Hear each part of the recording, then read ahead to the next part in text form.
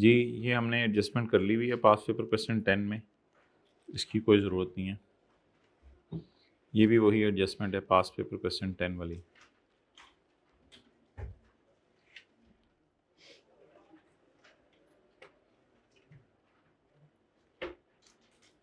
अच्छा MCQ number 17 करें। The balance sheet of nitrogen include the following extracts: deferred tax, liability asset, liability brought down, carry down, 310. Current liabilities, tax payable, ये क्या होगा? Current tax payable. ये आज पहली दफा CTP का अकाउंट बनने लगा है। Current tax payable, opening payable, closing payable 130, tax charge in P&L is 270, tax charge in P&L is 270, charge यानी एक्सपेंस, चार्ज का मतलब एक्सपेंस यानी एक्सपेंस इन P&L is 270। ये जो P&L में एक्सपेंस आ रहा है 270, ये CTE होगा या DTE होगा? एक्सेलेंट, इकट्ठा होगा। जाहिरी बात है P&L में तो CTE DTE दोनों जाते हैं। जिसको नहीं यकीन आ रहा वो लेक्चर 1 IAS 12 का अटेंड कर ले जाके। हम P&L में CTE DTE दोनों लेके गए थे, फिर जाके इसका नाम रखा था टैक्स एक्सपेंस। अच्छा, अब मुझे ये बताएं कि सवाल है कैश फ्लो का, टैक्स पेड निकालना है, लेकिन ये कैश फ्लो का सवाल इसलिए FR1 में नहीं था क्योंकि उसमें डेफर्ड टैक्स अभी पढ़ाया नहीं जाता था। अब ये बैलेंस शीट दोनों दी हुई है और P&L की फिगर दी हुई है और पेमेंट निकालनी है जो कैश फ्लो में जाती है। टैक्स पेड कितना जाएगा कैश फ्लो में, आप बता दें कौन सा अकाउंट पहले पूरा करूं? एक्सेलेंट, क्योंकि इसमें कैश नहीं आता, ये गवर्नमेंट को कैश में पे होगा। ये अकाउंट आप लोगों ने बनाया होगा FR1 में कैश फ्लो में, प्रोविजन फॉर टैक्स या करंट टैक्स पेबल के नाम से बनाया होगा, लेकिन उसमें शायद आता सिर्फ आपको CTE पढ़ाया जाता था। अच्छा, फिलहाल ऐसा करें, बेशक आप इधर CTE आएगा और इधर DTE आएगा, लेकिन CTE को बैलेंसिंग ना निकालें क्योंकि उसमें कैश भी आना है। अब इस अकाउंट में याद रखिएगा 2 फिगर्स बैलेंसिंग होंगी, उस अकाउंट में 1 फिगर बैलेंसिंग होगी। अब बैलेंसिंग बता दें DTE कितना आया। इस 170 को खींच के यहां लेके जाएं और इस 170 के साथ आप लिख दें वर्किंग 1।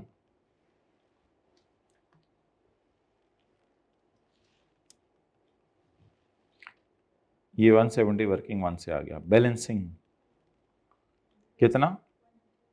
100। ये अब वर्किंग 3 है। अब वर्किंग 3 से लाएं 100।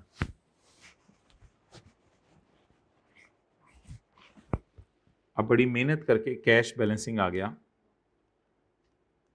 जी।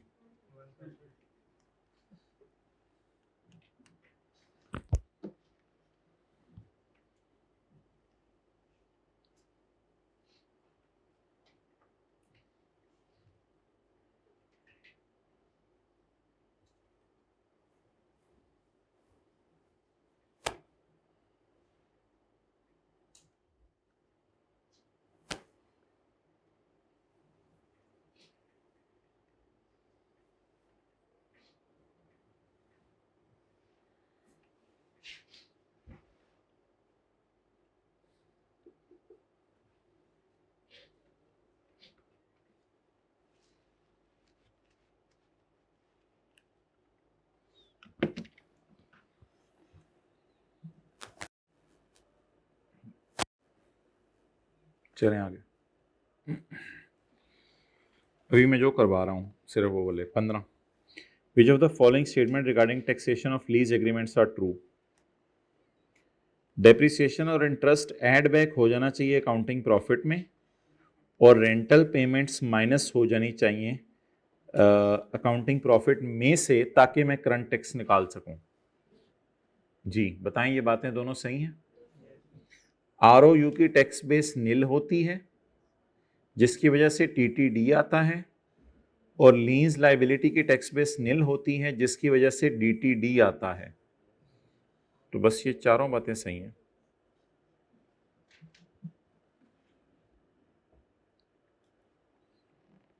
इसमें वो जो हमने लीज के सवाल किए थे वो है। तो करंट टैक्स की वर्किंग में क्या क्या उल्टाते हैं? करंट टैक्स की वर्किंग में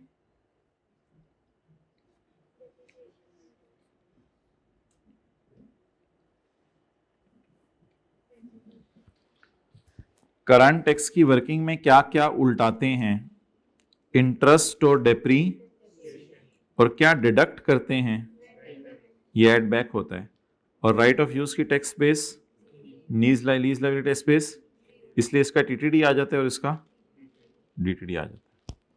चलें जी, point 14।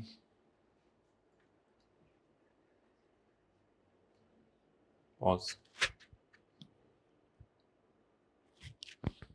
Assets and liabilities from taxable and deductible temporary difference. Depreciation, which one of the following is not a circumstance giving rise to temporary difference? इधर तो temporary difference आएगा क्योंकि टैक्स वाले ज्यादा डिप्रिशिएट कर रहे होंगे, अकाउंटिंग वाले कम, तो फिर आ जाएगा। डेवलपमेंट कॉस्ट को P&L में अमोर्टाइज करना है, ये ना IAS 38 में अच्छी वाली डेवलपमेंट होगी जिसको कैपिटलाइज करके आहिस्ता आहिस्ता अमोर्टाइज करेंगे, लेकिन टैक्स वाले इसको फौरन ही पूरा माइनस करने देंगे। इस वजह से अब जबानी बातें करें, उस दिन यही वाले सवाल हमने लिख के किए थे। अब कैरिंग अमाउंट इसकी जो है वो आएगी, लेकिन टैक्स बेस जीरो हो जाएगी, जिस वजह से डिफरेंस आएगा। वो पूछ रहे कब डिफरेंस नहीं आएगा। एक्रूड एक्सपेंसेस, सबर सबर सबर बनाना पड़ेगा अकाउंट। एक्रूड एक्सपेंसेस, ये P&L फिर बैलेंसिंग आएगा, ऐसे ही है। अब देख लेते हैं टैक्स वाले क्या चाह रहे हैं। How to tackle prepare T account. Accrued expenses have already been, tax वाले भी कह रहे हैं माइनस कर लो, तो हमने भी माइनस कर लिया हुआ है। तो अब तो फिर कैरिंग अमाउंट और टैक्स बेस क्या आ जाएगी? बराबर। तो डिफरेंस क्या आ जाएगा? Revenue is included in accounting वालों का प्रॉफिट जब हमने उसको बिल बनाया, चीजें बेची, लेकिन टैक्स वाले कहते हैं सिर्फ उसको तभी रेवेन्यू को इनकम बनाओ जब कभी पैसे आए। ये तो फिर हम एक्रूअल अकाउंटिंग फॉलो कर रहे हैं और वो लोग कैश अकाउंटिंग। तो फिर कैश अकाउंटिंग में डेटर तो एग्जिस्ट नहीं करेंगे, फिर डेटर का कैरी डाउन तो जीरो होगा, तो फिर कैरिंग अमाउंट नजर आएगी लेकिन टैक्स बेस फिर जीरो होगी। डेटर का कैरी डाउन क्यों जीरो होगा? क्योंकि वो कैश अकाउंटिंग फॉलो करें।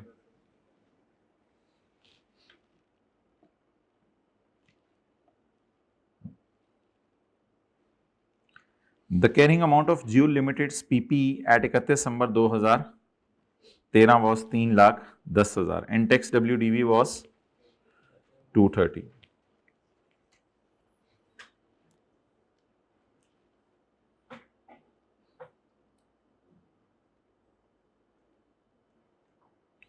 इलेवन में आ जाए।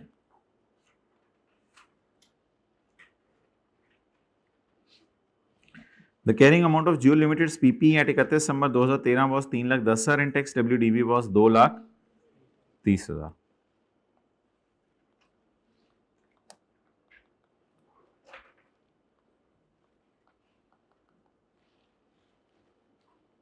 इकतीस दिसंबर 14 हमारा ईयर एंड है।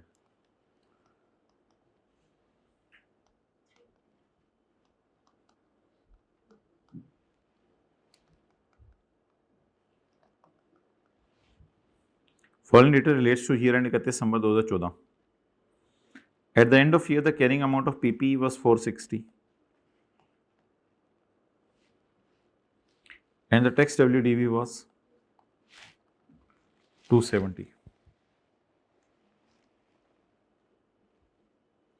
During the year, some items were revalued by 90।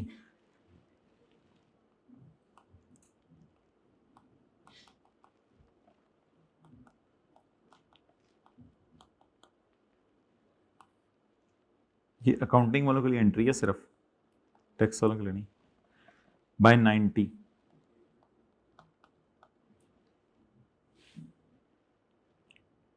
नहीं दिया हुआ रेट, चलो ठीक है। सवाल की रिक्वायरमेंट देख लेते ना। No items had been previously revalued, अगर रेट नहीं दिया होगा तो फिर एंड पे मैं इस लाइन को काट दूंगा। During the year some items are revalued by 90 तो रीवैल्यूड अपवर्ड हुए होंगे डाउनवर्ड हुए होंगे, upward. No items have previously required revaluation in the tax इलाका in which we operate. Revaluation से टैक्स बेस नहीं बढ़ेगी, यानी फिर यहां ना डालें वरना तो टैक्स बेस बढ़ जाएगी। रिवैल्यूएशन से टैक्स बेस नहीं बढ़ेगी, और रिवैल्यूएशन को टैक्सेबल प्रॉफिट में भी नहीं डालना, अभी टैक्स नहीं लेना। हाँ, जब कभी एसेट बिकेगा तब टैक्स मांग लेंगे, ठीक है। ये तो यानी कि रिवैल्यूएशन को टैक्स वाले नहीं मानते, बस ये लिखा हुआ है, लेकिन लंबा सा करके लिखा है कि रिवैल्यूएशन को टैक्स बेस में ना डाल देना और टैक्सेबल प्रॉफिट वर्किंग वन में ना रिवैल्यूएशन को डाल देना। JL began development of a new product during the year and capitalized। अच्छा, सवाल की रिक्वायरमेंट क्या थी? What is TTD to be accounted for at 31 December 2014 in relation to PPE? भाई पागल बनाया हुआ तूने हमें। इन दोनों का डिफरेंस बताएं। ओ छोड़े कैलकुलेटर, ज़बानी बता दें। 270, 370, 470, 190, 190 तो बस। अब 190, what is the TTD to be counted for? 190। अब दोनों में से कौन सा है वो इधर वाला पहले निकाल लेना, फिर देख लेते हैं। तो टाइम जाया किया इसने हमारा। असल में इन दोनों अमाउंट्स का डिफरेंस पूछ रहा था, वो 190 था। टाइम जाया किया। What is the TTD? 190। तो ये सारा डेटा इरेलेवेंट था, इन दोनों का डिफरेंस पूछ रहा था।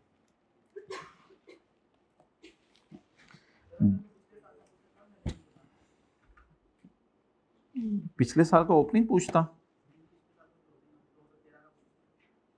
वो तो फिर वो भी शायद अवेलेबल था, वो भी रिवर्स वर्किंग करके निकालना नहीं पड़ना था। बहरहाल अभी इसने डेफिशिएंसी वगैरह भी मिसिंग की हुई है, उसने कुछ दिया ही नहीं आपको। मैं ये नहीं कह रहा कि इन अकाउंट्स को टैली करें, टैली भी कर सकते हैं आप, लेकिन इन अकाउंट्स में क्या आना, एडिशन तो होंगी नहीं, फिर डेफिशिएंसी बैलेंसिंग आएंगी। और मुझे डेफिशिएंट भी नहीं लग रही, मुझे शायद कोई एडिशन भी लग रही है, क्योंकि एकदम ये वैल्यू बढ़ गई है।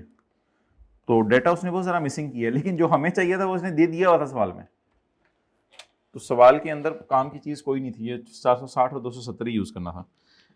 JL began development of a new product and capitalized 60 in accordance with IAS 38। तो IAS 38 के मुताबिक कैपिटलाइज हो गया, यानी ये इंटेंजिबल है। लेकिन एक्सपेंडिचर टैक्स वाले कह रहे हैं कि जैसे ही इनकर हुआ वैसे ही डिडक्ट कर लो। आप बताएं फिर कैरिंग अमाउंट क्या होगी?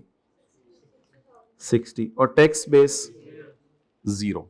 अभी अमोर्टाइजेशन हमने शुरू नहीं की, अगर अमोर्टाइजेशन शुरू हो गई होती तो 60 और कम हो गया होता। अभी अमोर्टाइजेशन हमने इंटेंजिबल की शुरू नहीं की, अभी सिर्फ इसको कैपिटलाइज करके रख लिया। आप बता दें डिफरेंस कितना आ रहा है? 60। तो ऑप्शन सी। नहीं, आगे ना जाएं, वही सवाल है दोबारा। The carrying amount of PP at 31 December 13 was 310 and 230। 310 and 230. At the end of year, the carrying amount of the PPE was 460 and 270. 460 and 270. During the year, some items were revalued by 90. ये general entry मैंने की है, ये मैंने T account में posting की है। No items had previously required revaluation in the tax इलाका। तो रिवैल्यूएशन की वजह से टैक्स बेस नहीं बढ़ाते और वो भी नहीं टैक्स को फर्क नहीं डालते। गेन टू रिवैल्यूएशन और taxable on sale. Tax rate 30% है, करंट टैक्स साल का है 45,000। करंट टैक्स इस साल का कितना है? 45,000। अच्छा, ये 30% रेट अवेलेबल है, ये वाली जरा एंट्री करवा दें। 30% रेट अवेलेबल है, 90 into 70%, 20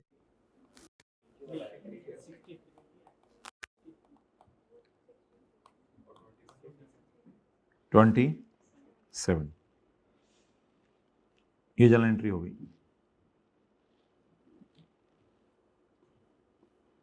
ये वो जो स्काई ब्लू पट्टी वाली जनरल एंट्री होती है, what amount should be charged to surplus in respect of deferred tax? What amount should be charged to surplus in respect of deferred tax?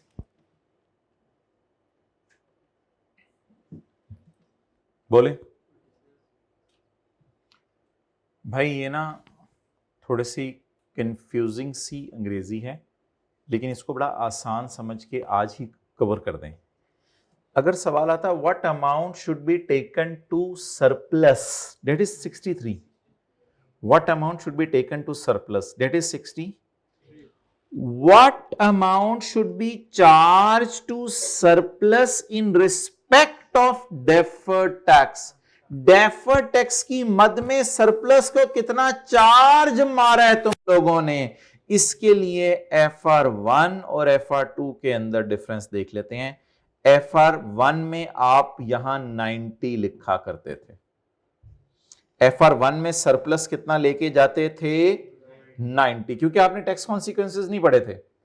और FR2 में मैंने एक दिन क्लास जब पहली हुई थी तब दिखाया था कि 90 को बुलाओ और जो 27 है उसको ऊपर ना लेके जाओ P&L में, उसे यही नेट मारो। आपने कहा था आ जाके बचा 60, what amount should be charged to surplus in respect of deferred tax, it is called as 20। लेकिन इस तरह तो हमने पहली क्लास में देखा था, उसके बाद से हमने तो इसी तरह देखना शुरू कर दिया है, तो बात तो भूल गई भी थी तकरीबन। इस तरह तो सिर्फ पहली क्लास में लॉजिक देते हुए बताया था, और पहली क्लास में लॉजिक देते हुए इस एंट्री को तोड़ के दो हिस्सों में किया था, इस एंट्री को दो हिस्सों में किया था। पहले मैंने कराया था FR1 वाली एंट्री करें, और फिर आप ऐसा करें सरप्लस को चार्ज करें 27, और ये गवर्नमेंट को देना है। ये जो सरप्लस को चार्ज कराया है ना, चार्ज कराना होता है यानी खर्चा डालना, सरप्लस से खुशी थी उसको खर्चा डालें 27 का। अब ये अजीब सी रिक्वायरमेंट थी। 27 जवाब था इसका, 27। हाँ ओह ठीक है, ये भाई ने गलती निकाली है, ये कॉर्पोरेट रिपोर्टिंग कहते हैं इसको। मैं का कोई टेक्निकल बात होने लगी। अब सिर्फ हाईलाइट कर लें, ये चार्ज कितना हुआ है, चार्ज 27, कितना सरप्लस में गम डाला,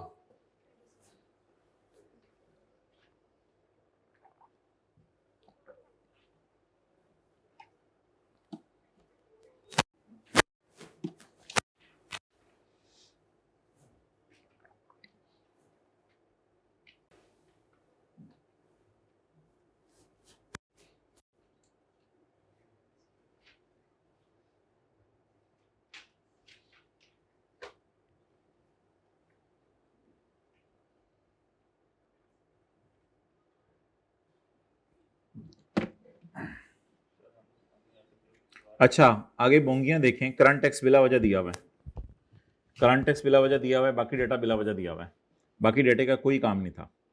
और अगला सवाल उससे बोंगा है, वही सारा डेटा देके एंड पे उसने मांगा हुआ है what amount should be shown as current tax payable in balance sheet. अब ये बैलेंस शीट, ये वही सवाल दिया हुआ है, इसका ये जवाब है CT डेबिट CTP क्रेडिट, मतलब इरेलीवेंट। करंट टैक्स खुद निकाल के दे दिए जो हमने निकालना है। कैसे लिखा हुआ है ये, CTE for the year was ₹45। अब पूछें भाई सवाल।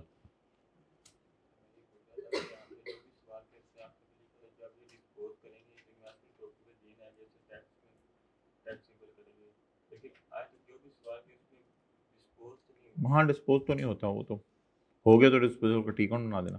0.10 बल्कि हुआ है ना डिस्पोज, वो डिस्पोज वो जो हमने बिल्डिंग डिस्पोज की थी, 2 सवाल किए थे हमने, हमारा एसेट PP डिस्पोज हो रहा था, और जब डिस्पोज हुआ था तो टैक्स वालों का डिस्पोजल अकाउंट बनाया था, उसकी नज़र में जो गेन आया था उसको करंट टैक्स की वर्किंग में डाला भी था, हुआ dispose. 0.10 the accountant of an entity is confused by the term tax base, we ourselves are still confused. What is meant by tax base? Tax base क्या होती है? जो फ्यूचर में टैक्स देना है, जो टैक्स रिजीम है, amount attributed to an asset and liability for tax purposes, the amount of tax deductible in a future period. कौन सा? It is the amount attributed to an asset और liability, किनकी नजर में? टैक्स वालों की नजर में इस अमाउंट को क्या कहते हैं? वो टैक्स बेस है। और क्या टैक्स बेस होती है? अच्छा जी, ठीक है। एक ये छोटा सा कॉन्सेप्ट है, ये कल वाली क्लास में फिर करवा के इसको करेंगे।